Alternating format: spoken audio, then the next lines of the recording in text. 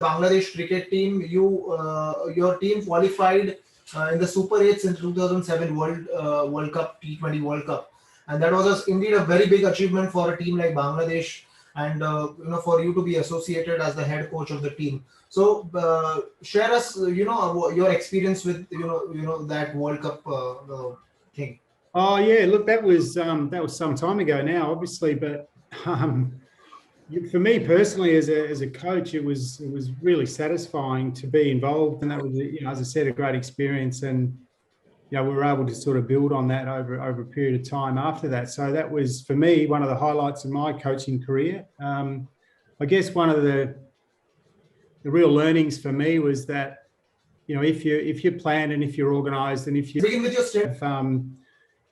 I guess, like I said, a set plan on how you'd like to go about things, and then to be able to implement those over a period of time was probably the biggest learner for me, to be organised and to make sure, even from a communication thing, obviously my accent and my language, I can speak too fast at times. I understand that. So I'm trying to slow down so everyone can hear me. But to just have, well documented, be organised, understand what each training session is for, understand that, even in game, there's certain things to aim for, and there's things like that you can keep referring back to. So over a period of time, the players get used to understanding what the requirements are all the time, rather than just be emotional and go on this is happening now, so that that we have to react this way or react that way. To me, it was a learning process over a period of time. So, and I still feel that's the same now, where what we tend to do, even when I'll jump ahead, when I came to Maharashtra as the head coach there, clearly there was a lot of abilities, a lot of talent, lots of passion, lots of following of that team, but we set out a plan, and we went with some young players. We found the going tough early on for a year or two, and then ultimately we started to play well, and the performances started to stack up in the right way. So for me, that was another good. I was a bit more experienced then, obviously having been through some stuff in Bangladesh and also my own career back in Australia, But yeah, the Maharashtra, as I said, jumping ahead, the Maharashtra experience was wonderful in terms of, seeing a young batch of players come through and being able to help educate those guys on how to go about playing. There was some serious talent, as I said, but it was more, for me, my role was more to put my arm around them and sort of guide them in the right way. So that was a special time for me personally as a coach also. So I've really enjoyed those different experiences, and jump ahead again, and now I'm back in Australia, and I miss the environment in India and Bangladesh, but at the same time, I feel fortunate to have gone almost full circle and come back to the Australian system as well. So been a broad and long journey, mate, to get to this point. And as I said, I really enjoy these chats with you and the guys, people online, and hopefully we can. For me, it's all about trying to share experiences. I've never said that my views are 100% right or 100% wrong or whatever. It's just my views on what I see, and my opinions at times you may disagree, you may agree, and that's okay. That's totally fine. As I said, I'm never saying I'm always right. There's no teacher or whoever's always been 100% right, because particularly in the game of cricket, where you never quite know until you know. With cricket, you might say, let's do this, and that might happen, and you just got to roll with it and make sure you're well organised and not too emotional. And that's one of the things that I think I was able to bring to those roles in particular, was to not get too emotional and just be quite, as I said, planned and organised. So when you say, Shaun, that you moved to the Maharashtra Cricket Association, at the time you came, the Maharashtra team was not doing that well. But after you came, there was a big change. They won a lot of matches. They won a lot of tournaments as well. So what were the basic structural changes that you made to achieve those results? Well, I had a lot of help, Vipul. That's the number one thing that I would say. Mr. Shirky was the president. RJ Shirky was the president. He was very supportive. He had a really strong committee. Plus there was also Surendra Barve was involved at the time as a chairman of selectors, and Harshal Patak was the development coach with the academy team, and we had Sheikh Ghosh. We had a number of really good, strong coaches. So my main job at the start, we had Dr. Abhishek Joshi, who was looking after the sports science, sports medicine area, a fantastic operator.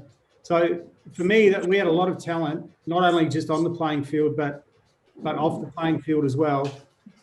For me, it was just a matter of trying to organise that and direct it and guide it in the right way, and be consistent in our approach, and set a plan that was an annual plan. It was a 9 to 10 month a year program. So it wasn't just about coming in for the Ranji Trophy and playing some games, and it wasn't just about going to various tournaments and just coming in and out. It was a proper plan. It was first of all, it was a 3-year plan. That included pre-season going to places like Sri Lanka to expose our players to various experiences. We went to Australia a number of times to, again, expose you to various experiences. We had various development squads underneath. So all the youth pathway squads coming through were, we were fortunate to bring David Andrews over from Australia, who's a very fine coach in his own right. He took over the youth pathway, the youth under 19 team, and did a great job with that. So I guess what I'm saying, mate, is that it wasn't just about me and my role. It was about a number of other, we had a lot of help, a lot of good help. I guess my main role was to try and make sure that everyone was organised and everyone was on the same page and on point with where we were trying to go. But it didn't happen overnight. It was a big challenge in terms of trying to get things moving in the right direction. Part of that also, we had, as I said, we had a lot of talent. Samat Falak, Heda Jaddo, Ankit Bowney, Harshid Kardiwali, Rohit Motwani, Nikhil Paradkar. I can go on. There's just so many talented players in that group, and I felt really fortunate to be given that opportunity to coach those guys, and they're still my friends now, lifelong friends that I'm really proud of what they have achieved in their career, and just been fortunate to be part of that as well. So, bottom line is, mate, there was a lot of great people, a lot of talent, and really my role was just to try and organise the talent and organise the program over a period of time. It wasn't about just doing it, as I said, for a short time, a season, or one game. One game is one game. You can't just react to one game. You have to react to how your season plan looks and how your 3-year vision looks. And as I said, I was lucky to have 6 years there. Especially the first 5 years was just fantastic. And then, like everything, I guess things changed a little bit, and things started to change for me. And then it was time for me to move on. There was a lot of personal things in that, family and what have you back home. But, I'm so fond and so proud of Maharashtra cricket and what they achieved during the time that I had there. So for the audience, one very important thing to learn from, Shaun's experience with the Maharashtra team was he tried to get everyone together. And, this is one important thing I think a coach should do when he's working with, such a talented bunch of players, because every player might have their own, thought process or the perception with which they go out in the field. So getting everyone together and having that humbleness and the gratitude is what we can take from your experience. So I'll just jump in there, mate. With that as well, I agree 100% with that. So the three things really, you talk about every single player. We had to work out what is the common goal. So it wasn't just about my individual season, my individual runs, my individual wickets. It was about where's the team. What's the focus on our team? So everyone here wants to play for India. We understand that. How do we get to play for India? If we get the team on track and playing finals, then it gives you the best chance to be noticed. So that was a common goal, commonality. So that was really important. But then the other part of that is, as I said, the work ethic involved, and that was a consistent theme all the time. You had to be consistent with your approach every day. So whether you felt good, whether you felt not so good, whether you felt happy or sad or whatever. It was just a matter of turning up and putting in the effort, and then being consistent, hopefully with, I think we picked a group of players that showed the right character traits about the high talent. Absolutely. That was a given. Talented, very talented players, but also the ability to work really hard and then ultimately started to care a lot for each other. And that was part of my role, is to make guys understand that by being in that team and pushing the team forward and doing your role in the team, then regardless of how you performed on any given day, as long as the team did well and as long as the team was going forward, then you should be proud and happy of that. So not everyone can make 100 every day. Not everyone can take 5 wickets every day, but you get times in every game where you can contribute. E.g., you might take a catch. You might be the guy that saves the boundary. You might be the guy that has to bowl one end that is not the preferred end, but you do it anyway because it's the right thing for the team. Declarations at various times or whatever it might be. There are a number of things that come into the game that aren't always in each individual's best interest, but they're ultimately what is best for the team. Yeah. So True. We were consistent. We were very consistent with that message. And, as I said, the players ultimately bought into that, and we had some success along the way, which, again, when you're going well as a team, it's great fun. And that's the one thing that I'll always remember, the characters of that team. Samut fella is one of my all-time favourites, as I've said to you many times. He just continually made that team smile and made that team happy, and he performed well as that. So bottom line is we worked really hard. Players had a lot of talent, but we had a lot of fun as well when things started to go the right way. And it's, as I said, something I remember fondly, and I'm very proud of to be associated with MCA, and also that group of players in particular, and the staff as well were fantastic people. So, yeah. So when we say talking about the staff, now today we see, each team, if you see the IPL teams or, the league teams which are there in different leagues around the world, every team has a batting coach, a bowling coach, a fielding coach, SNC expert, a trainer, a physio. So today the team travels with, a host of guys now. It's not just a one coach job now. So how do you think, the role of a head coach has changed from how it was a decade ago?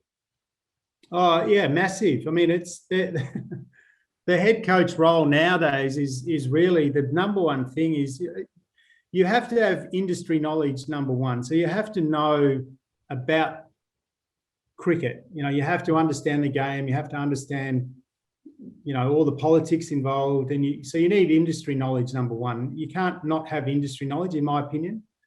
But outside that, you need to be a people manager. You need to understand what each person wants, whether it's the players. You also, as you said, there's an entourage now of batting coach, bowling coach, fielding coach, data analysis.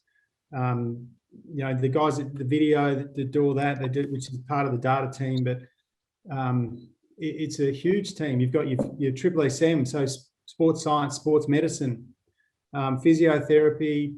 The trainers that do all the fit, help the guys get fit and stronger, and so that takes time. The process of getting an athlete or a cricketer from being someone who can do their role quite well, but then to be able to do it at a high level over a consistent amount of time, you have to get stronger and physically stronger, and flexibility comes into that. So keeping a player on the park at the same time trying to be able to build their physical strength to become better players is a real challenge, particularly when you're playing so much cricket. So, as I said, number one thing, you need to understand the game really well, but the people management skills are huge. Because one thing I do know for sure, you cannot do it by yourself. You have to have others around you that are supporting you as the head coach, and also supporting the team with the best interests at heart, to want to make sure that it's not just all about one individual, it's about the whole team. And I'll keep going back to that. It's about understanding every single person has a great role,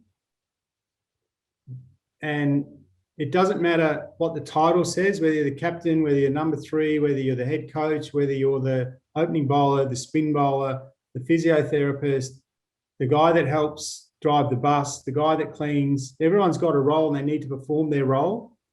And every one of those is really important cog in the wheel to make sure that everything runs smoothly. So if everyone performs their role with diligence and with sincerity, then you've got a great chance of that team winning. So it's not about saying my role is more important than your role or your role is more important than their role. Everybody's role is really important. If you're in the team, whatever that part role is, it's very important that is done, as I said, diligently and sincerely. So if you get all that, and that's really the role of the head coach, is to make sure that all those parts are moving in the same direction and everyone's pitching in, I guess, and doing their role. So, Shaun, one more thing I want to ask you is there are so many people today in our, this group watching this webinar. They are aspiring cricketers and, coaches, and all of them want to know that, how to develop in their career. Now, having said that, not everyone can be a Sachin Tendulkar, not everyone can be a Mahendra Singh Dhoni. So, there are so many new opportunities coming up in cricket, right? Like we discussed, so many different roles are there. So one can specialize in one of these. So what advice as a coach would you like to give to our audience as in how to make a successful start to a career? How should they plan their career in the cricket world?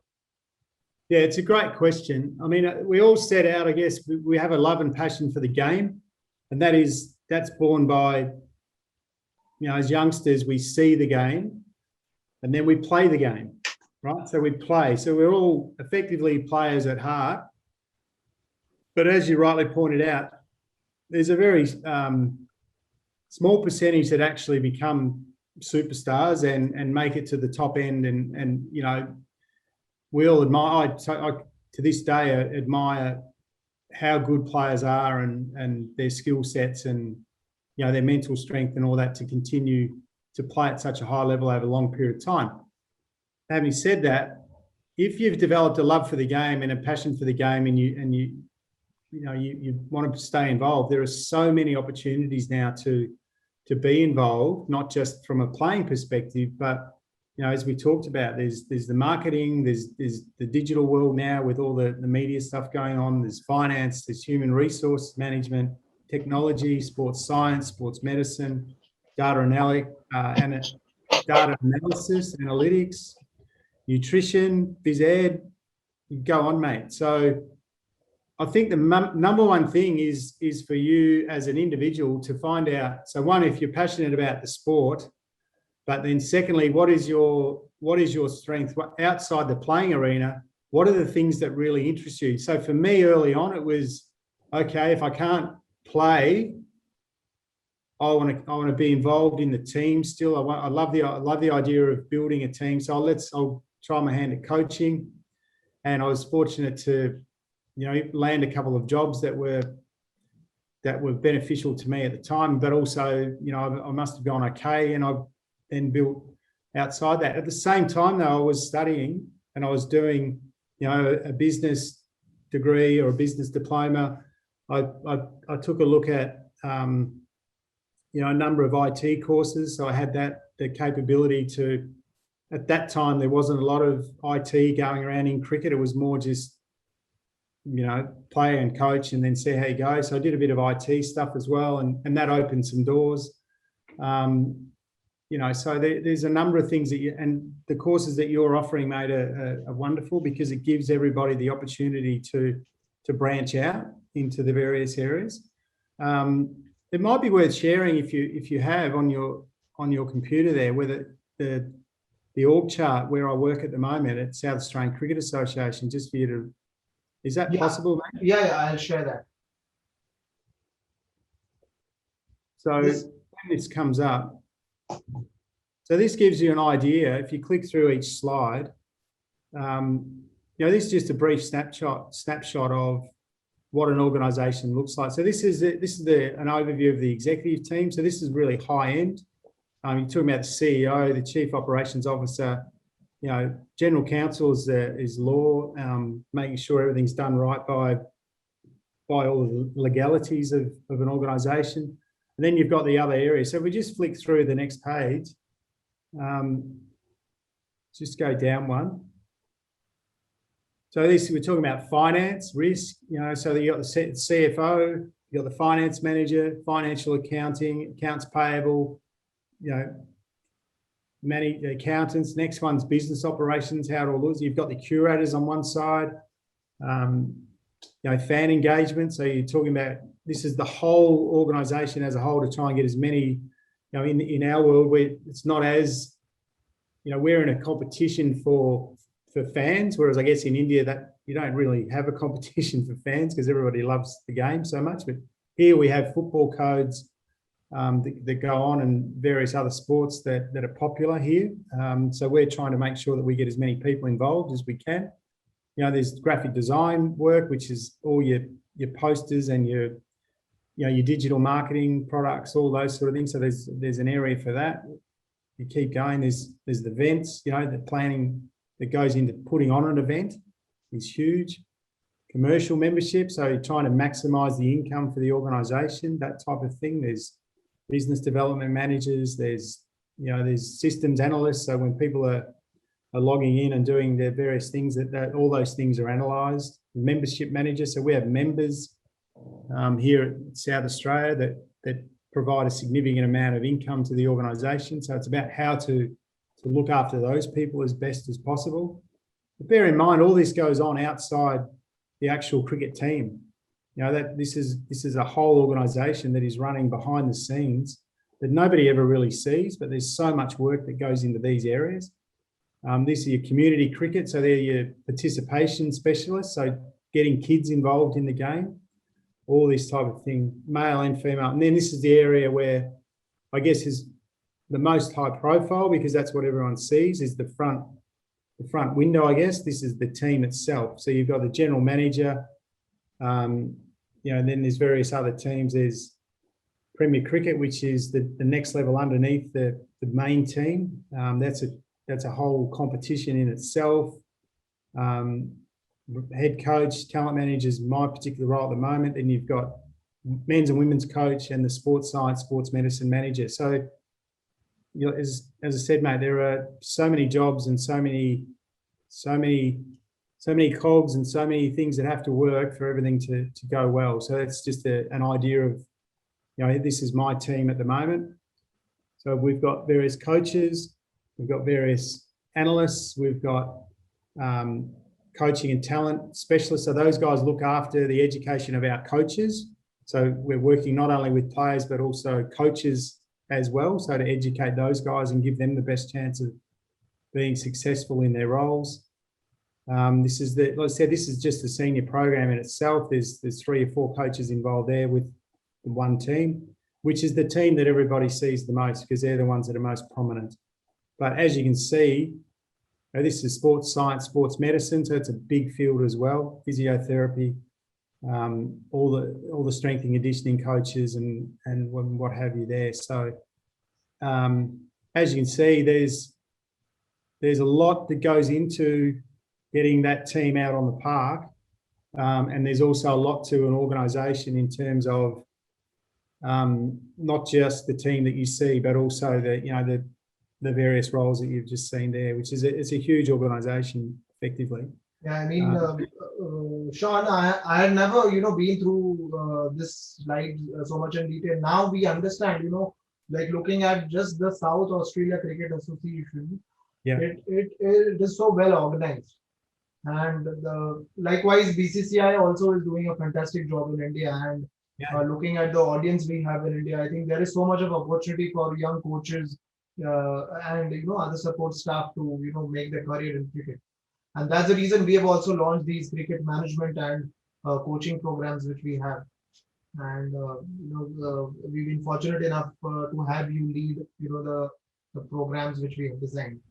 So thank you for the same. And moving ahead, in the recent times, we've seen many players getting mentally fatigued because of the bio bubbles and trying to go back home and getting mentally unfit. So, what is your take on that? Well, again, we have a lot of. So you said mentally, did you? Meant that? Yeah. When they are in the bio bubbles, they are not mentally fit. They feel a lot of them have anxiety or depression issues. Yeah, for sure. I mean that's a. How big is this issue? Sorry.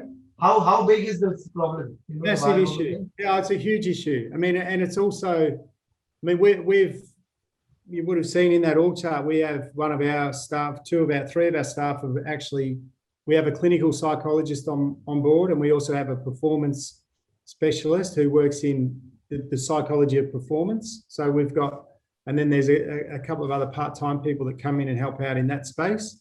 So again, it's another area that is probably, if we go forward 20 years, I think we'll look back and probably think, gee, we may have been under-resourced in that area, because it's a big part of the game. The amount of stresses and I guess pressures now. Just रडू नकोस ना रे, बंद कर ना तोंड. please, can you please mute your device? चिड अति कामाचे. Sachin Kadam, can you please mute your device? Thank you. Thanks very much. Yeah, it is a huge area, mate, and it's definitely, you look at the amount of stress that comes with the game now. I mean, obviously, particularly in the last couple of years, even with these biosecure bubbles and all the rest of it, cricketers are fortunate on so many levels. But it's also been a real challenge to get the games going, and a lot of travel outside, and being in these hotel quarantines and things like that is caused a lot of stress. No doubt about that.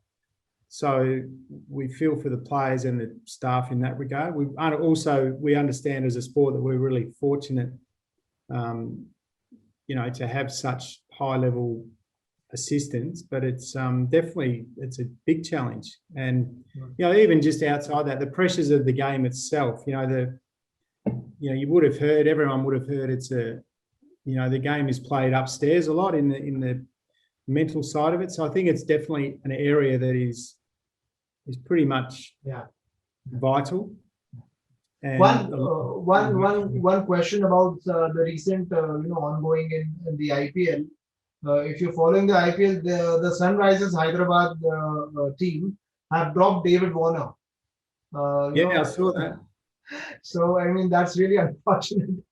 And Kane Williamson has been handed over the captain's cap. So what do you have to say about it? What's your take on that? Well, first of all, David Warner, look at his record. His record is amazing. So obviously, there was a lot of time and thought put into that, but I also think it's part of how competitive the IPL is, isn't it? He's been replaced by a very good player too, hasn't he? He's a great player, Kane Williamson as well. Great captain, great leader. So I think it's partly, in some regards, that's the rules. You can only have your 3 or 4 internationals, I think, is it? 4 internationals. So I guess they've just gone for the balance of the team. And unfortunately, like I said, I'll go back to David Warner's record at the IPL, but also his whole career he's a phenomenal player. So he's obviously been quite shocked by that. And it shocked a lot of people back here. But also when you look at it closely, you think, well, the replacement that they brought in is of the highest quality as well. So it's just one of those things that I guess happens. And I'm sure David Warner would have, as we say, copped it on the chin and just got on with it. He would have been a bit surprised and upset initially, but being the professional player and great player that he is, I'm sure he'll bounce back and be putting his hand up for selection again, no doubt, and also helping the team in the background. I've got no doubt he'll be doing that too, knowing the character of players these days, that he'd be all over that. So big surprise, but also somewhat, you can understand it in some regard. Yeah. One important thing I would want to highlight for all our people today in this webinar is the role of a coach is very important to manage athletes who are underperforming, right? And Absolutely. so I think this is one very important aspect which one needs to consider specifically in the sport of cricket when you are managing so many different brains. Yep. And you also, don't forget as well, you're also, lots of players are at various stages of their career as well. Yeah.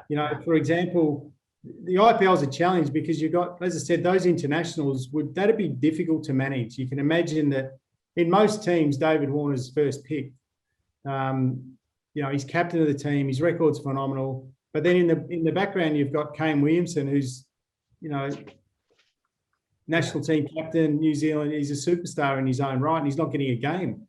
So you can understand the thinking behind that. Behind the scenes, the thinking would be, how can we have this great player sitting on the bench? We have to play him. At the same time, you've got David Warner, who's a superstar in his own right. Yeah. So, yeah, and managing that would be very, very difficult. And that's, as a head coach or as a director of cricket, whatever the role may be, that you have to be fully aware that those players require enormous respect because of what they've achieved. But at the same time, you've also got to be upfront and honest with where things are at. You're also managing some players in that team will be playing in their first year of IPL, or you might have a rookie player who's just starting out and he needs a different nurturing and a different understanding than someone like a seasoned professional who's been around. So you've got to be really, I guess, understanding of where each player is at in their career, and then also understanding of how to manage the various personalities within your team. Because if you don't do that, fundamentally, it doesn't matter. I said earlier about you need to understand the game, but if you don't understand the personalities of players and how you can help them fit into the team and the team role, then you'll find it very difficult as a coach to get by. So that's a real challenge, to understand all that. And it takes time and experience too to figure that out a lot of the time. So yeah, it's an ongoing challenge, mate. Definitely an ongoing challenge. So before we move on to the questions from the audience, I've got a small rapid fire round for you. You have to answer not more than like 10 seconds. Don't take more than 10 seconds to answer. Okay. So just quick questions, just to have some fun. So what would you prefer, coaching a team or playing for a team, given a chance? Oh, definitely now, my age, coaching, mate. I don't think you're so old to not to play. No, definitely coaching. Definitely coaching. And given the fact that you are a left-handed batsman, there are not many left-handed batsmen nowadays. So no, I think we'll go with coaching on that one. Happy with that. Okay. Okay. If you hadn't made your career in sports, which other field do you think you would have been in? What was that? Sorry. If you hadn't made your career in cricket or in sports, which other field would you have been in?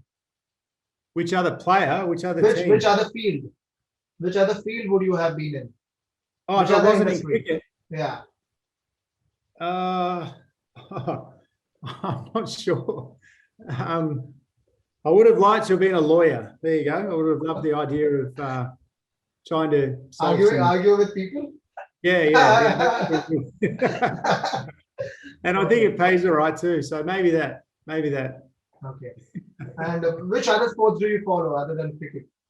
I love AFL here, the AFL football, which you guys wouldn't know much about, but it's a homegrown sport. It's a bit of a mix between rugby and soccer, or football, the world game, but here we call it football. It's Aussie rules. Mm-hmm. So anyone watching, do yourself a favour and get on YouTube and have a look at some AFL, Australian Football League. It's it's a great game. So that's my other passion outside cricket. We have, the way it works here, we have cricket in the summer and then football in the winter, which is rugby or AFL or or soccer, which is what you guys would know as football, but we have Aussie rules football here, so it's worth looking at. It's a cool game. So I love that game. Okay. Who was your favorite cricketer while growing up? Greg Chappell, number one. Dennis Lilly, Rod Marsh. Those three guys were my absolute heroes. And then I guess moving on from that, my favourite cricketers that I've either played with or coached. So Merv Hughes I played with, and he was a wonderful character. And then Samad Falla was probably one of my favourite that I coached in India. Although, as I said earlier, I loved all those guys, but Sam was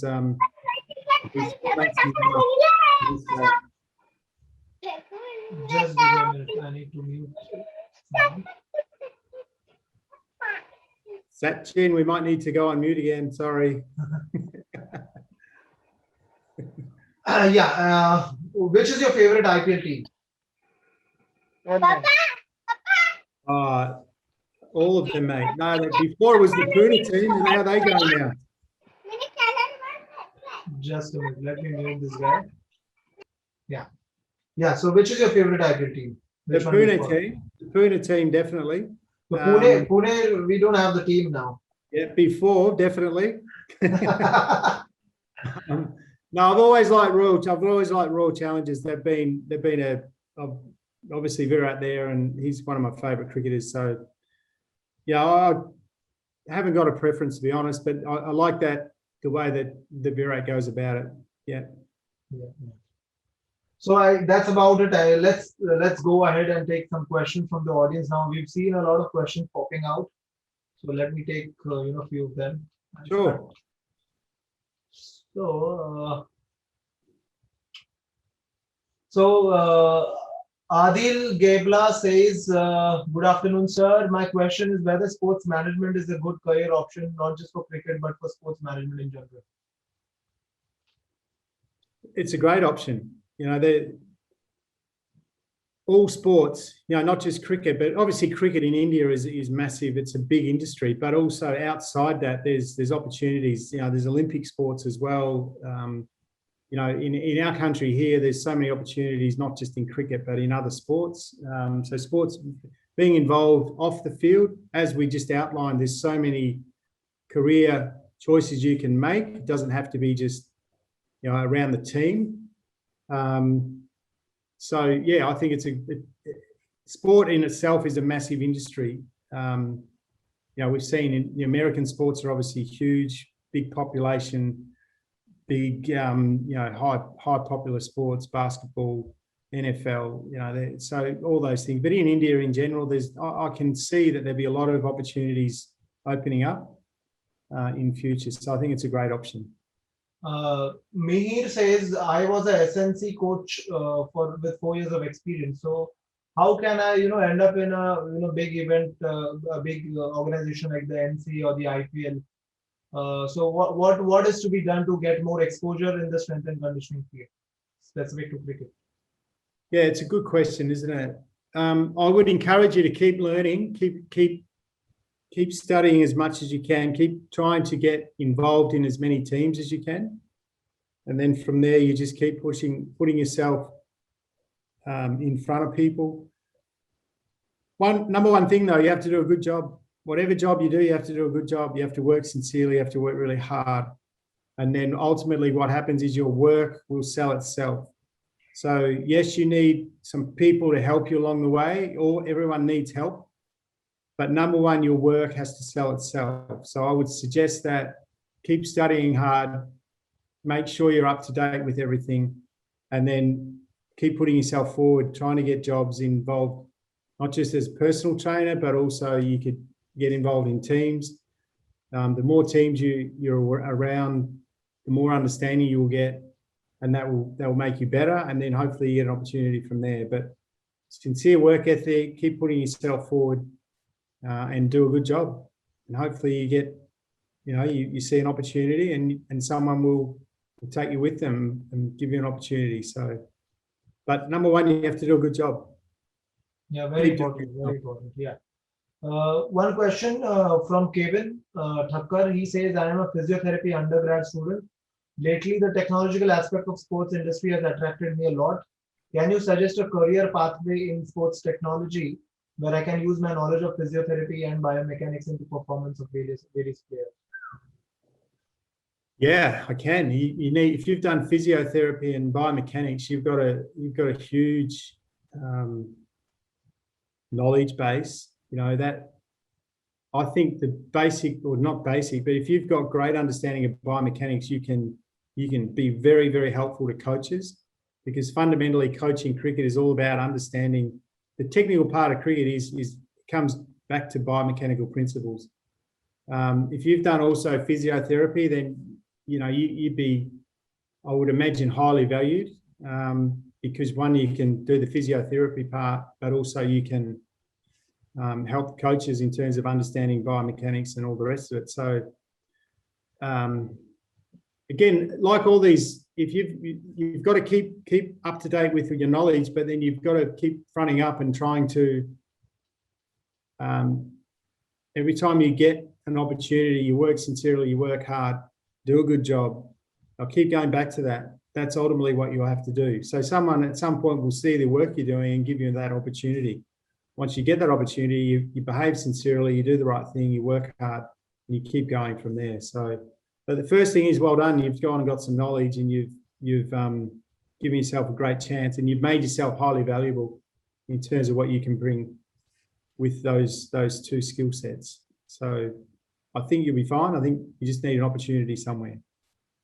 Shaun, I've seen many questions here in the chat box wherein people are asking, I want to work, outside India in the international cricket industry. How can I do that? I've done ISST certification level 1 cricket programs. What else should I do to get into the international arena?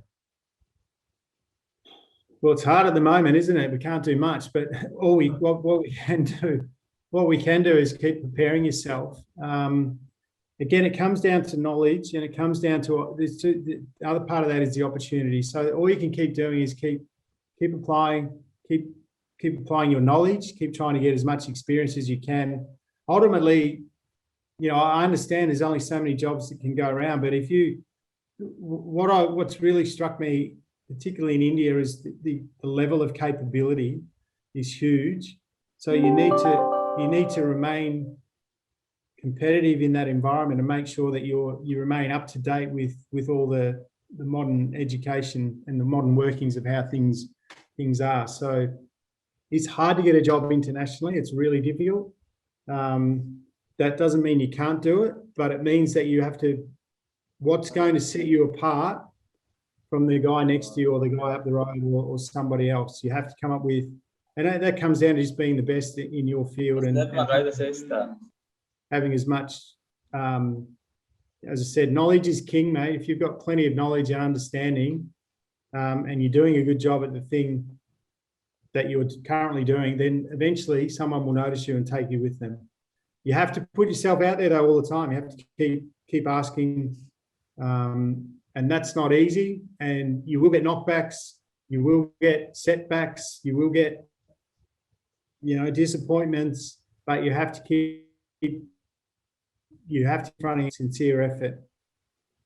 That's really all I can say at the moment. It's difficult to just go and get a job overseas. It's not as easy as just saying, I want to get a job, but knowledge is king and great work ethic as well. And keep putting yourself out there, keep asking questions and keep presenting well. I saw one question there. What happened to South Australia this year? It's a good question. We didn't go so well. We had a lot going on, but I can guarantee you one thing, that this team will be a strong team next year. So please keep supporting and watch out for that. Next year, South Australia will go really well. So thanks for your question there. I saw that pop up. We'll be fine. I think we've got a new coach on board now as well. Jason Gillespie's come. Go on, mate. Yeah. So many of the questions I've been reading have been asking about how to get into the IPL or get an international job or work in South Africa.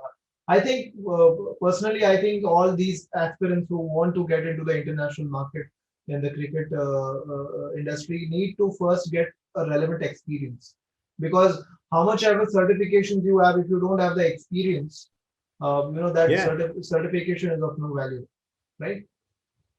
We as an institute, we will try to give you the the technical knowledge, but it boils down to the experience.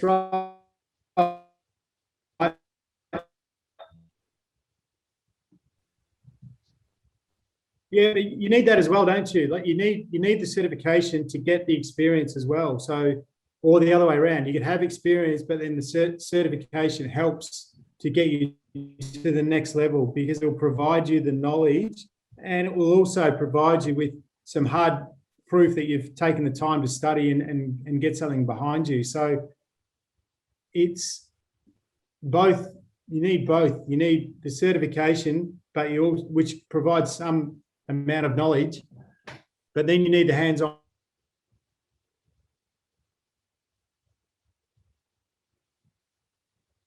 The first question you have to ask is what will set me apart from the next guy? So most of the time, or that comes down to your point of difference has to be something that you are very good at and you can then pass that on to somebody else. So that the team, ultimately we're all trying to win. If in sporting teams, every team's trying to win. So everybody's trying to get a competitive advantage. So you have to be part of that competitive advantage. Otherwise you won't get a job. So, and you not only won't get a job, but you won't maintain that job. Because ultimately what sport is, you're trying to win or you're trying to survive in terms of, if you're in the finance area, you want your organization to be financially secure. So you need to be competent in that or highly competent in that area to continue to keep your role and to move forward. So it comes down to every time it comes down to what's your point of difference, what sets you apart, and how good are you at your role, and also the experiences that you can bring. It's hard to get experience, I know that, but you've just got to keep putting yourself out there. And the other one is, fundamentally, you have to have a yes attitude. You have to keep saying, yeah, I'll do that. I'll have a go at that. My first reaction when somebody asked me, Dav Watmore asked me, did I want to go to Bangladesh? I had a nice job in Canberra at the time and, family was settled. And my first thought was, oh, no. But then I thought about it for about, a couple of hours and thought, well, I just have to say yes, because it's an opportunity that I'll never know. I'll never know if I don't go. So we just packed up and moved across the other side of the world, which at the time was a massive risk, but it's the best thing I ever did because it provided me with so much joy, but also, there was a lot of hard times as well. But I learned so much about myself. I also learned a lot about the industry that I was passionate about. So keep saying yes and keep looking for opportunities. And it's a bit like this, mate. Here we are talking, as you said earlier, we haven't met personally, but we've spent a lot of time together talking about things and back and forth. And, I regard you as a friend. One day I'm sure we'll meet face to face, but here we are. This is what technology can do. It's great because you say yes. You say, yeah, I'll do that. I'll have a go. It'd be easy for me to say, no, I'm comfortable. I'll sit on my couch and stay in my house and no problem. But let's just say yes and see where we end up. So I think that's a good attitude to have, just to keep. So very, very important point that you highlighted, Shaun, having a yes attitude. When to all the audience present today, we had just a small conversation with Shaun, in the last year when everything was shut down in the pandemic. We were in the lockdown, and Samad and myself, we called Shaun and we told him that we are doing this new concept called Make It Management. We are launching programs and we want you on board. And the moment we told him, he said, yes, I'm in. This is the kind of decision making one should have to be a successful coach or a professional. A very nice thing to learn from you. Someone wants to know what is the route to get into a team as an analyst? Yeah, it's a bit similar, isn't it? If you've got knowledge, you need that obviously, and then you've just got to keep putting yourself up there. The one thing about analysts and analytics at the moment, I think, is untapped. It's big in the IPL and T20. It's starting to take place more and more so at first class level, international level, definitely. First class level, it's there. What I'm seeing in our country, in Australia, it's not so big at Premier Cricket, which is the level under. So if I sort of relate that to what it may look like in India, the big teams will have, you know, budget for analytics guys and performance analysts. Some of the smaller teams out there may not. So I'd put yourself up for that. I'd go there, and even if you have to volunteer to start with, even if you have to just get in the door and show that you can do that type of thing and you can bring point of difference and help the coaches and the players understand certain things that are happening in the game, which is your expertise in terms of analytics and data analysis. Once you can show that you're making a difference, again, point of difference to helping the team succeed, then you're on your way. So you may have to volunteer to start with. You may get a job if you know someone who's there. You're always looking for another set of hands and another set of, you know, how do we set up the equipment and do that? Just do that. Get yourself in the door. But number one, if you don't have the knowledge and don't have the understanding of what's going on, then it doesn't matter. But you need both. You need to understand, you need to be able to bring the point of difference, and then you need to keep pushing yourself out there. So I'd encourage you. I think it's a massive part of the game that is, it's actually being driven from the top down rather than most other things have been developed from grassroots up. The analytics and analysis of the game is coming from the top end, and particularly in T20, because you can get various advantages through matchups and what have you. And that will filter all the way down now. So teams will always be on the lookout for that sort of expertise. It may not necessarily be in a paid role to start with, but I think you need to accept that and understand that by getting that experience and getting your knowledge out there, then that gives you a chance to get a paid job somewhere along the line. So you have to put yourself out there and you have to bring knowledge. Yeah, thank you so much, Shaun, for answering that question. And I think hospitality student, is it possible to get a job at? So there are so many questions which are, coming up, like people want to be associated with, the groundsman job or the hospitality job in the stadium as a host and all that. So, everything is possible. When we designed the cricket management program, we designed it in a way where we could identify the different job profiles which can be available in the cricketing, industry. And as Shaun shared with us the SACA profile, wherein we saw the organizational structure of the South Australian Cricket Association. You could see, there are so many job roles in a small, just a small organization. When you look at Cricket Australia, imagine the kind of job openings Cricket Australia must be generating, or for that matter, BCCI must be generating. So there are a few things which one should follow: ethics, discipline, consistency, like you rightfully mentioned. One thing before we end this webinar and this discussion today, Shaun, you've always been a strong supporter of having very good philosophy. I took that from you, and I developed my own. And you've always been a strong talker about about one having a philosophy of coaching or whatever in life. So give us some words of advice on that. Yeah, I think it's really important. So you need to understand what you stand for. So that you call it philosophy or whatever, you need to be very clear on your values. So what you value the most. So for me, it was always team first. Absolute team first, sincerely team first, very important. Things like, do you prefer, you want to just have fun, or we want to win, or do we want to this, that? All those things are okay, but you need to be very, very clear on what it is that you stand for and what it is that you want to drive, e.g. So when you come in, coaches and people talk about what is our team culture.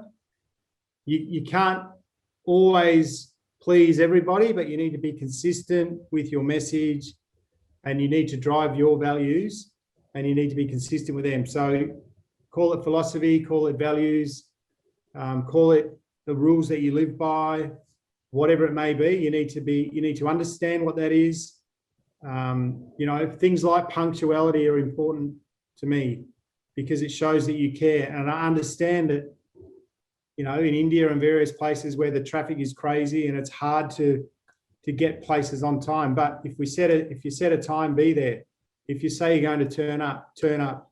Say what you're going to. If you say you're going to do something, then do it. Those are the values that I'm pretty strong on. But each person's different. If you then want to coach a team or be a leader of a team or an organisation, I think it's very important that you stay consistent with those philosophy, values, rules that you live by, whatever you want to call them, they're all the same, but you have to be very clear on the things that matter to you and then live by that and be consistent, because people will see through you if you're not consistent in the things that you're saying. So it's easy to say something, oh, I'm going to do this or I'm going to do that. But if you don't live that day to day, then people will straight away see through that, and then your credibility or your, you know, people just, as I said, they'll just see straight through it, and you'll lose respect for that. So I've always been strong on saying, well, what is your philosophy? I said that to you at one point, or what is your, what do you stand for? And then figure that out and go and live that way and be consistent with that. It's pretty simple, really, but I think it's a strong